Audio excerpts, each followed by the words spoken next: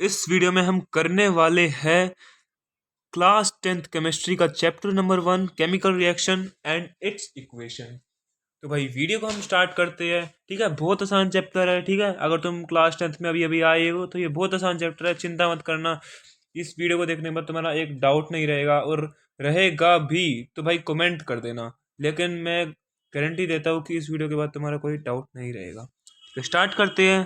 ठीक है, तो आगे बढ़ेंगे तो हमारे लिए आता है सबसे पहले देखो केमिकल रिएक्शंस। तो केमिकल रिएक्शन क्या होती है? केमिकल रिएक्शन होती है कि देखो, केमिकल रिएक्शन होती है कि जब कोई भी ए केमिकल, केमिकल तो तुम्हें पता ही है, या कंपाउंड बोल लो, दो कंपाउंड या कोई भी दो एलिमेंट्स मिलते हैं और उनके बीच में कोई रिएक्शन होके कुछ ऐसा कंपाउंड बनता है जो अलग हो, या कुछ कुछ प्रॉपर्टी शो कर रहा हो। ठीक है, इन दोनों में रिएक्शन हो गई, वो रिएक्शन कैसी भी हो सकती है। ठीक है, अब ये इसका मतलब ये नहीं है कि अगर तुम पानी में चीनी घोल दोगे तो वो केमिकल रिएक्शन नहीं। पानी में चीनी घोलना केमिकल रिएक्शन नहीं है। देखो केमिकल रिएक्शन क्या होती है, जैसे अगर मान लो कि हाइड्रोजन है, टू एच टू होता है हाइड्रोजन, 9th क्लास में पढ़ा होगा, और ऑक्सीजन है, अगर वो मिलके H2O बनाएंगे, 2H2O बनाएंगे, हाँ तो उसे हम बोलेंगे केमिकल रिएक्शन। ठीक है, ना कि पानी में चीनी डाल देने को। ठीक है, पानी में चीनी डालना केमिकल रिएक्शन नहीं होती है, याद कर लेना।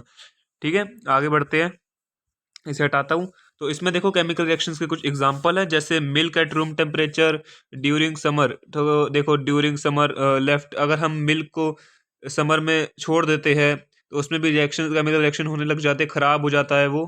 ठीक है, और food gate digested in our body, हमारी बॉडी में, हमारे स्टमक में HCl होता है, आगे जाके तुम पढ़ोगे बायो में, HCl होता है। वो HCl में जब हम HCl, वो फूड होता है ना, फूड HCl उसे डाइजेस्ट करता है वो। हाँ, और हम रेस्पिरेशन, वो भी तुम आगे पढ़ोगे। ठीक है, बहुत आसान चीजें ही तुम आगे पढ़ोगे, तुम्हें आगे आगे आते आते समझ आता रहेगा। Photosynthesis in plant, photosynthesis in plant भी तुमने पढ़ा होगा छोटे क्लास में। ठीक है, जब प्लांट अपना फूड बनाता है तब भी एक केमिकल रिएक्शन अकर होता है।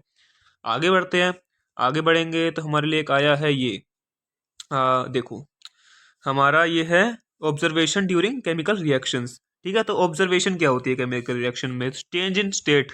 हाँ देखो, केमिकल रिएक्शन होती है ना तो चेंज होता है स्टेट, जैसे H2 है। ठीक है, H2 है और O2 है, हाइड्रोजन और ऑक्सीजन है, वो पानी मिलाते हैं तो वो दोनों गैस है, वो दोनों क्या बना रहे हैं? लिक्विड बना रहे हैं, वो दोनों लिक्विड बना रहे हैं। ठीक है, H2O लिक्विड बना रहा है। ठीक है, इसमें मैं यहाँ लिख देता हूँ। ठीक है, यहाँ लिख देता हूँ मैं, रुको ये हटाने दो मुझे, ताकि तुम्हें मैं नोट्स तुम्हें ये वाले दे दूंगा, पक्का दूंगा, डिस्क्रिप्शन में लिंक होएगा। ठीक है, ठीक है, हाइड्रोजन, हाइड्रोजन और ऑक्सीजन, हाइड्रोजन और ऑक्सीजन मिलके जब 2H2O बनाते हैं उसे हम वाटर कहते हैं। तो जब दो गैस मिला, इसको भी जी लिखेंगे, यहाँ जी लिखेंगे ब्रैकेट में, यहाँ भी जी लिखेंगे। ठीक है, तो इसे हम बोलेंगे, क्या बोलते हैं इसे? हम बोलेंगे पानी। ठीक है, change in colour, change in colour तुम आगे पढ़ोगे, चेंज इन कलर भी होता है रिएक्शन में, चेंज इन टेम्परेचर भी होता है। बहुत सारी रिएक्शंस होती है जिनमें, सॉरी, जिनमें टेम्परेचर चेंज हो जाता है। ठीक है, रुको मैं नोटिफिकेशन ऑफ कर देता हूँ। बहुत सारी रिएक्शंस होती है जिनमें गैस भी निकलती है। ठीक है, तो आगे आके पढ़ोगे तुम। ठीक है, चिंता मत करो, बहुत आसान चैप्टर है। मैं हूँ तो भाई समझ लो तुम्हारा ये चैप्टर खत्म हो जाएगा। थोड़े थोड़ा तुम्हें इस पे, मतलब थोड़ा भी नहीं, ज़्यादा नहीं, 3-4 दिन लग के पढ़ लो भाई, खत्म नहीं चैप्टर। पूरे पूरी क्लास 10 में तो जरूरत नहीं है दोबारा पढ़ने की। एग्जाम, फाइनल एग्जाम के वक्त पढ़ लेना, हाफ ईयरली होते हैं, पीए होते हैं, पीए होएंगे ना तुम्हारे पहले, उसके बाद प्री बोर्ड होंगे, प्री बोर्ड भी होंगे इस साल, तो पढ़ लेना भाई, खत्म हो जाएगा ये चैप्टर। ठीक है, अब देखो, ये हमारी पहली रिएक्शन है जो बहुत इंपॉर्टेंट रिएक्शन भी है, जो एमसीक्यू में आ सकती है, बोर्ड के पेपर में 1 नंबर की आती है ये रिएक्शन, अगर आएगी तो कह रहा हूँ आ सकती है, हाई, इसके हाई चांस है। हमें पूछेंगे कि जब हम मैग्नीशियम और ऑक्सीजन को हम रिएक्ट करवाएंगे तो वो MgO बनेगा। अब ऑक्सीजन बोलोगे, आप बोलोगे ऑक्सीजन कहाँ से रिएक्ट होता है, पढ़े पढ़े कर लेता है? नहीं, जब हम मैग्नीशियम, हाँ, अब देखो एक बात याद करना, हम किसी भी चीज़ को जलाएंगे ना, अगर हम ए सब्सटेंस को जलाएंगे तो वो जलते वक्त ऑक्सीजन चाहिए होगा, तो वो ऑक्सीजन से रिएक्ट करेगा। तो ऑक्सीजन जब हम जलाएंगे तो हीट उसमें, ठीक है, तो हीट करेंगे तो वो, उसको ऑक्सीजन चाहिए होगा। तो मैग्नीशियम में जब हमने ऑक्सीजन डाला, मैग्नीशियम में, एक मिनट को ये हटाऊं, इरेजोल, हाँ, अब देखो मैग्नीशियम में जब हमने ऑक्सीजन डाला तो अब हीट से हीट करा हमने, ठीक है, MgO बना, और ये MgO की इतनी फ्लेम होती है ना कि आंखें चौंधिया जाएगी तुम्हारी।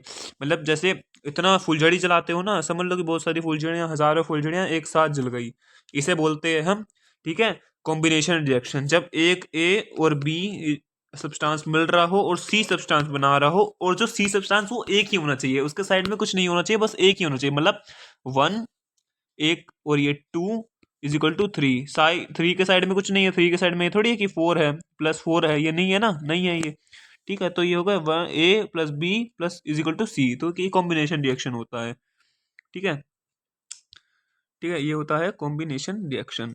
आगे बढ़ते हैं। अब देखो बैलेंसिंग इक्वेशन। अब देखो इक्वेशन बैलेंस करना आसान होता है, बहुत आसान होता है, शुरू में दिक्कत आएगी, बाद में अपने आप सही हो जाएगा, ठीक है। इक्वेशन बैलेंस करने के लिए हमें क्या करना पड़ता है, जैसे एक रिएक्शन यहाँ है, एक रिएक्शन यहाँ है, हमारा Fe होता है हमारा आयरन, H2O होता है हमारा पानी। जब हमारा आयरन, ये देखो आयरन और ये पानी रिएक्ट करा तो Fe3O4 और H2 बना। अब देखो, अब तुमसे ये पूछेंगे कि Fe के साथ कुछ नहीं है। अब इसमें हमसे पूछेंगे कि हमारा जो Fe है और H2O है, इसके साथ, अब देखो यहाँ Fe के साथ कुछ नहीं है, लेकिन यहाँ Fe के साथ है 3, यहाँ Fe के साथ कुछ नहीं है और यहाँ Fe के साथ है 3, इसका मतलब इसमें एक Fe का 3 ये एटम ज़्यादा है, तो ये कहाँ से आया, ठीक है।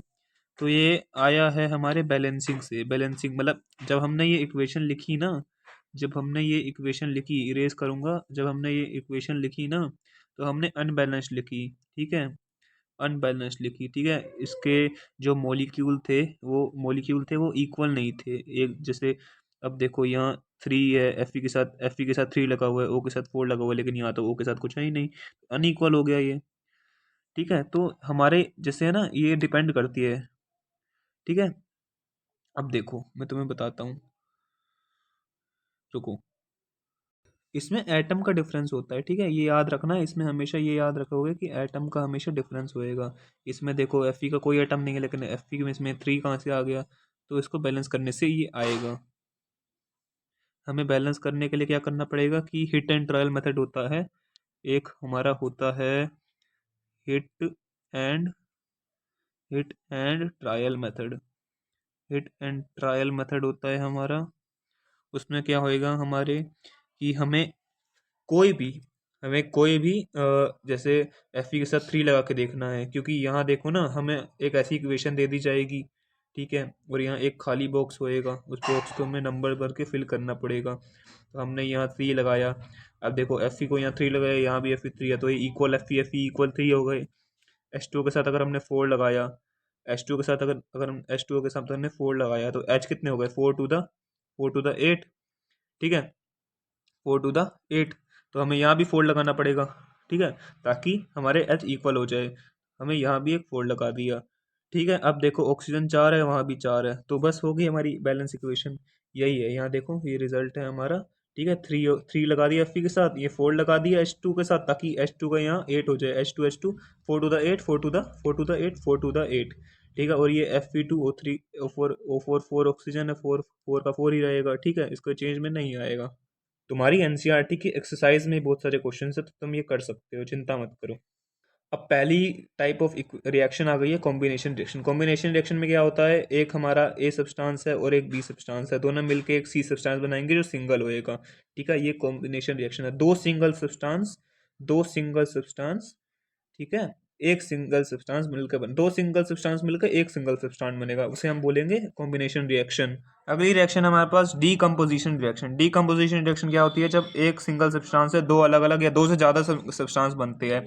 जैसे ए हमारा हुआ डीकम्पोज, उससे बना बी, उससे बना सी और उससे बना डी। ज़रूरी नहीं है कि ए के डीकम्पोज होने से सिर्फ, जैसे ए के डीकम्पोज होने से बी भी बन सकता है और बी सी भी बन सकता है और डी भी बन सकता है, ये ए पे डिपेंड होता है कि ए क्या चीज़ है, ठीक है, ठीक है। यहाँ देखो 2FeSO4 है, 2FeSO4 है, Fe2O3 plus SO2 plus SO3, तो ए बी सी बन गया, ठीक है। अगर यहाँ कुछ और होता तो कुछ और बनता, जैसे अगर हम लेंगे H2O को हम लेंगे, तो यहाँ आ जाएगा H2 प्लस O, ये दो सब्सटेंस बन गए, ठीक है, ये दो सब्सटेंस बन गए, तो ये होता है डीकम्पोजिशन रिएक्शन, ठीक है। ऐसा ही होता है, यहाँ तुम पढ़ भी सकते हो डीकम्पोजिशन की डिफाइन क्या है, पढ़ लो। A single compound decomposes or break down to give two or more simpler substance is known as decomposition reaction. Displacement reaction क्या होती है? डिस्प्लेसमेंट रिएक्शन भी बहुत इजी होती है, ठीक है। डिस्प्लेसमेंट रिएक्शन में क्या होता है? डिस्प्लेसमेंट रिएक्शन में क्या होता है कि ए एक लड़का था और एक ये है, बी और सी इसकी गर्लफ्रेंड है, ठीक है। अब ये इसे छोड़ गई, यहाँ आ गई ए के साथ, तो ए और सी हो गया और ये बी हो गया अलग अलग, ठीक है। ये ऐसे याद कर लो, ठीक है। ये चिंटू लाल है, ये चिंटू लाल है, चिंटू लाल, ठीक है। ये एक बंदे का है, अब बताना किसकी मैं मेथड यूज़ कर रहा हूँ, कमेंट में बताना। ये चिंटू है, ये मिंटू है, चिंटू के साथ है और चिंटू के साथ कोई नहीं है, मिंटू के साथ ये है। ये चली गया चिंटू के साथ, चली गई चिंटू के पास, ठीक है। तो चिंटू और ये एक साथ हो गए और मिंटू बेचारा अकेला हो गया, और इसी को बोलते हैं displacement reaction. when a more reactive substance or metal displaces reactive substance, ठीक है, from its source solution, this is known as decomposition reaction। Example तुम्हारे पास सामने है, Fe। एग्जाम्पल देखो, रुको जूम करके बताता हूँ। अगर देखो, अब मैंने जूम करा, ये देखो Fe और ZnSO4, FeSO4 plus Zn। Fe देखो, Fe ZnSO4 से रिएक्ट करा, ठीक है, और ये देखो Fe ने Zn को डिस्प्लेस कर दिया उसके सोल्यूशन में से, और FeSO4 बन गया और Zn अलग हो गया, ठीक है। ये होती है डिस्प्लेसमेंट रिएक्शन, ठीक है। आगे बढ़ते हैं। अब आती है double displacement reaction. Double displacement reaction क्या होती है? ठीक है, ये भी डिस्प्लेसमेंट रिएक्शन की तरह है और ये भी आसान है। दो ए और बी दोस्त थे, ठीक है, ए और बी दोस्त थे, सी और डी दोस्त थे, ठीक है। अब ए और बी में लड़ाई हो गई, सी और डी में लड़ाई हो गई, और डी कहता है मैं ए के पास जाता हूँ और बी कहता है मैं सी के पास जाता हूँ। इसी के साथ हमारा बन जाता है ए डी और हमारा सी बी। यही होती है decomposition reaction. Exchange of ion takes place. यहाँ भी लिखा हुआ है, देख लो, देख लो, देखो दिखाता हूँ, रुको। देखो यहाँ लिखा नहीं हुआ, देखो aqueous aqueous solution of two ion compound reacted by exchange of their ions is known as decomposition. Decomposition करो, डिस्प्लेसमेंट रिएक्शन, ठीक है। इसमें क्या होएगा, Na2SO4 plus Na2SO4 plus BaCl2। अगर ये दोनों रिएक्ट करेंगे तो देखो यहाँ बन नहीं रहा, देखो देखो देखो, यहाँ देखो BaCl2 और Na2SO4 रिएक्ट करेंगे तो BaSO4 प्लस 2NaCl, तो ये दोनों एक्सचेंज हो गए ना। देखो Cl चला गया Na के पास और SO4 चला गया Ba के पास। और यहाँ देखो एक और है, PbNO3 का होल ट्वाइस प्लस Ki, मतलब पोटेशियम नाइट्रेट का whole twice plus potassium iodide. अगला रिएक्शन हमारे पास, अगला रिएक्शन है ये वाला, देखो। अब देखो PbNO3 2Ki, ठीक है। अब देखो PbNO3 मतलब पोटेशियम नाइट्रेट, जो पोटेशियम वाला है ना, पोटेशियम। Pb पोटेशियम नहीं है, मजाक कर रहा हूँ। Pb होता है लेड नाइट्रेट। लेड नाइट्रेट जब पोटेशियम आयोडाइड के साथ रिएक्ट करता है तो PbL2 प्लस 2KNO3 बनता है, मतलब पोटेशियम, देखो PbI2 प्लस 2KNO3 बनता है, मतलब lead iodide plus potassium nitrate, ठीक है। इसका नाम ध्यान रखना कि जैसे अब देखो, ये देखो बताता हूँ मैं तुम्हें, स्क्रीनशॉट ले लेना, नोट्स में नहीं होएगा ये, रुको। ये देखो, देखो जैसे अब Pb हो गया, Pb हो गया, Pb हो गया, Pb होता है हमारे पास लेड, लेड होता है Pb, लिख लेना, ये Pb होता है लेड, ठीक है। उसके बाद Fe होता है iron, iron iron iron iron, ये याद करने पड़ेंगे। Pb लेड होता है, Fe आयरन होता है, और जैसे Cu कॉपर होता है, कॉपर होता है, Zn जिंक होता है। ये तो कुछ मेन मेन है तो बता रहा हूँ मैं तुम्हें, ठीक है। मेन मेन है तो मैं तुम्हें बता रहा हूँ क्या क्या होता है। लास्ट की कुछ रिएक्शंस हैं हमारे पास, जैसे एक हो गई हमारे पास, एक मिनट रुको, मैं मार्कर ऑन कर देता हूँ। ये देखो लास्ट की कुछ रिएक्शन है, जैसे एक हो गई हमारे पास ऑक्सीडेशन रिएक्शन। ऑक्सीडेशन रिएक्शन क्या होता है, addition of oxygen is known as oxidation reaction, ठीक है। जब ए में ऑक्सीजन ऐड होता है तो उसका ऑक्सीडेशन हो जाता है और वो AO बन जाता है। ये एग्जांपल के लिए बता रहा हूँ, A plus O AO oxidation हो गया इसका। यहाँ देखो Mg प्लस O2 MgO, ठीक है, ये ऑक्सीडेशन हो गया। किसका ऑक्सीडेशन हुआ है, तो यहाँ देखो, अगर Mg और प्लस O2 मिल रहा है तो ऑक्सीजन किस में मिल रहा है, ऑक्सीजन किस में मिल रहा है, मैग्नीशियम में मिल रहा है, ना कि मैग्नीशियम ऑक्सीजन में नहीं, ऑक्सीजन मैग्नीशियम में आ रहा है ना, तो MgO बना। अब जैसे तुम ये देख लो कि ए ए है ना, ए के साथ ओ आ गया, एक के साथ ओ आ गया। ऑक्सीजन हर जगह है, ऑक्सीजन कहीं से भी रिएक्ट कर सकता है, लेकिन वो तो मैग्नीशियम के पास ऑक्सीजन चला गया तो MgO बना, तो ऑक्सीडेशन किसका हुआ? मैग्नीशियम का। इसे बोलते हैं हमारा ऑक्सीडेशन रिएक्शन। रिडक्शन रिएक्शन क्या होता है? रिडक्शन रिएक्शन होता है CuO plus H2 Cu plus H2O, CuO plus H2 Cu plus H2O। मतलब देखो, जैसे हमारा कॉपर होता है, कॉपर ऑक्साइड और हाइड्रोजन जब मिलता है तो देखो हमारा ये अलग हो गया ना। देखो हाइड्रोजन के साथ हमारा ऑक्सीजन आ गया तो हाइड्रोजन है उसका हो गया ऑक्सीडेशन। देखो देखो देखो देखो देखो देखो देखो देखो, अब देख रहे हो ना, दोनों रिएक्शन बता रहा हूँ मैं तुम्हें।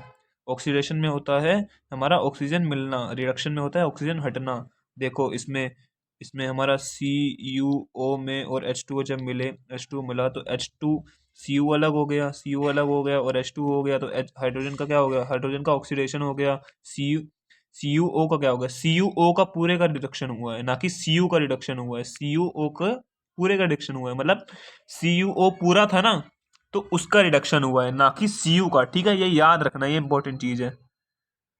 तो ये डिफाइन भी याद कर लेना। जैसे ऑक्सीडेशन की डिफाइन है, in oxidation reaction addition of oxygen और रिमूवल ऑफ हाइड्रोजन और loss of electron take place. ठीक है, इलेक्ट्रॉन का लॉस होता है ऑक्सीडेशन रिएक्शन में। आगे बढ़ोगे तो मैं क्या कहना चाहता हूँ, ठीक है।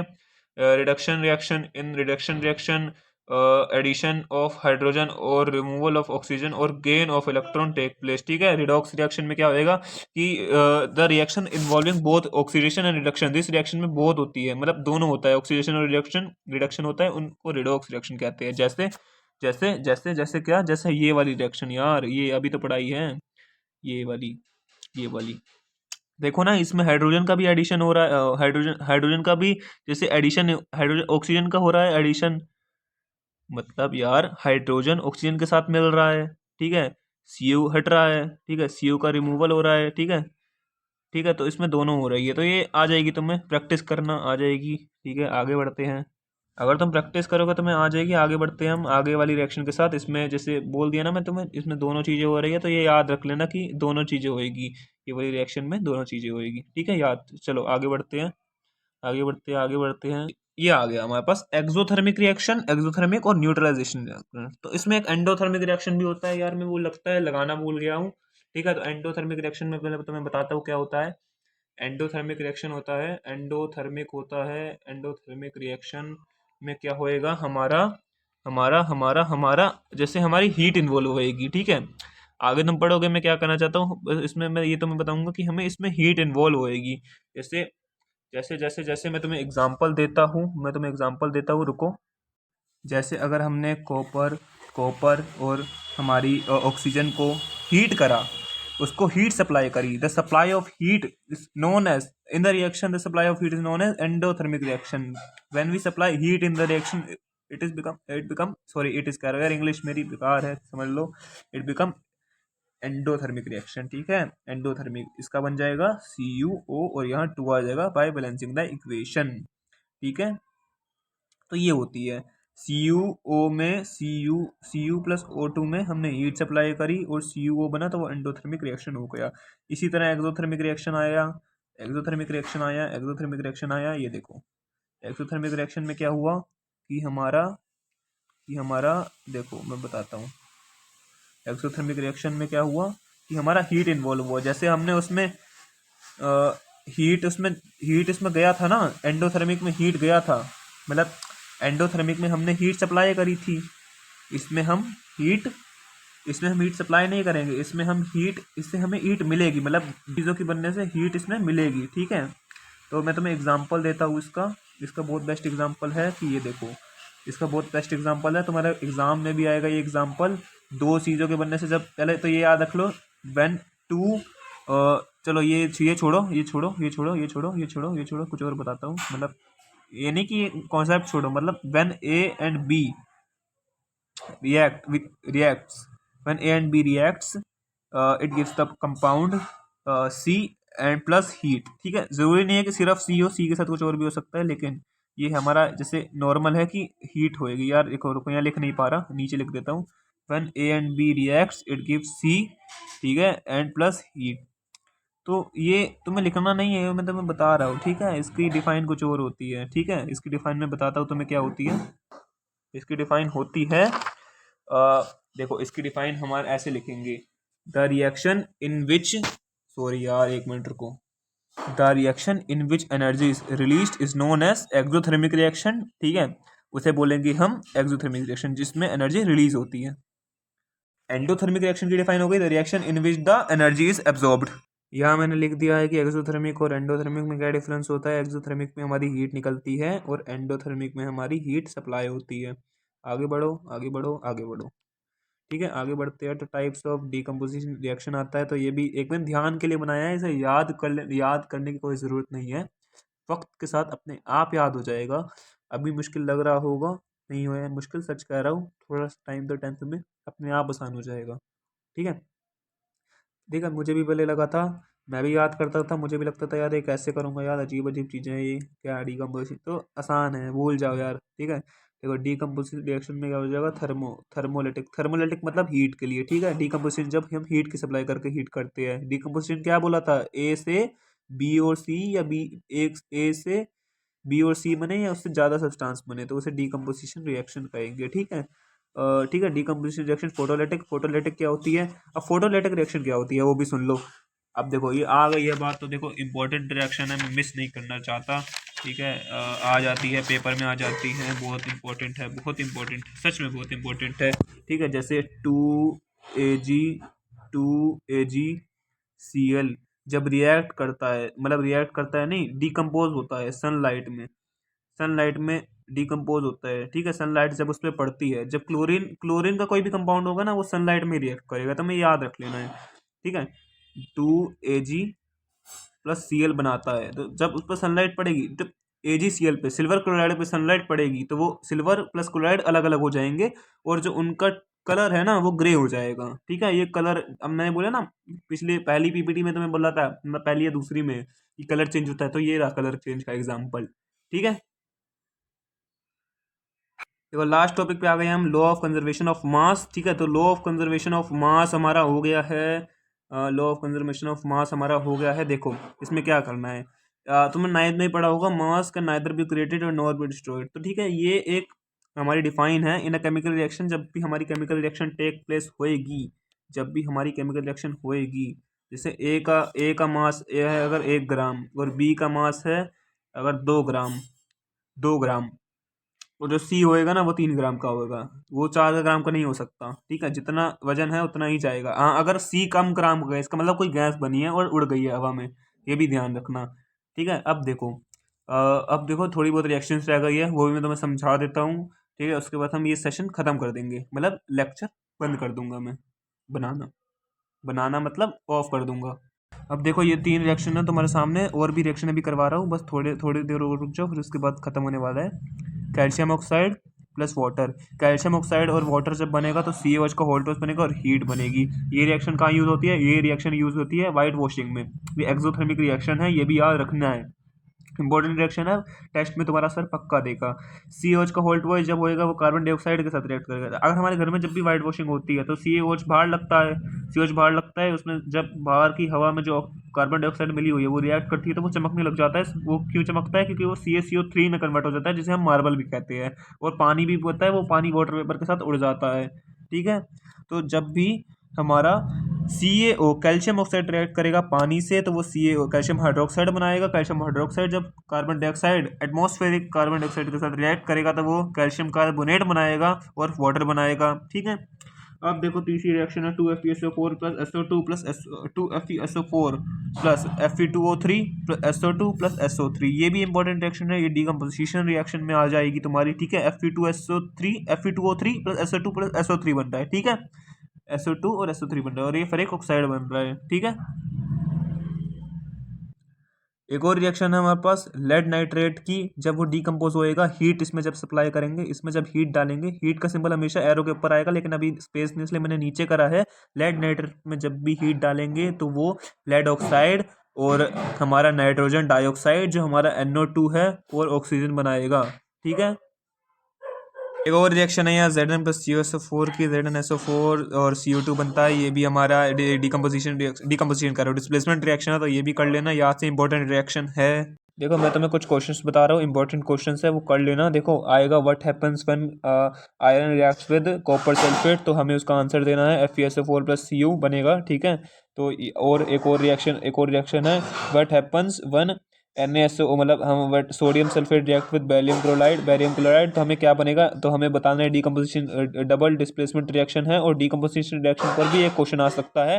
किसकी डीकम्पोजिशन पे आएगा, किसकी आएगा बताओ। अरे आगे आएगा, मजाक कर रहे हो, ठीक है। अभी तक ये कर लेना, इंपॉर्टेंट रिएक्शंस मैंने तुम्हें करवा दी है, जो भी तुम्हारे लिए ज़रूरी था वो कर लिया। एक बार NCERT को अच्छे से रीड कर लेना, ठीक है। इसी के साथ तुम्हारा ये वाला चैप्टर कंप्लीट हो गया है। और अपनी भैया मौज काटो, तुम मौज काटो, ठीक है, ठीक है, ठीक है। थैंक यू फॉर वॉचिंग, मिलते हैं आपसे नेक्स्ट वीडियो में।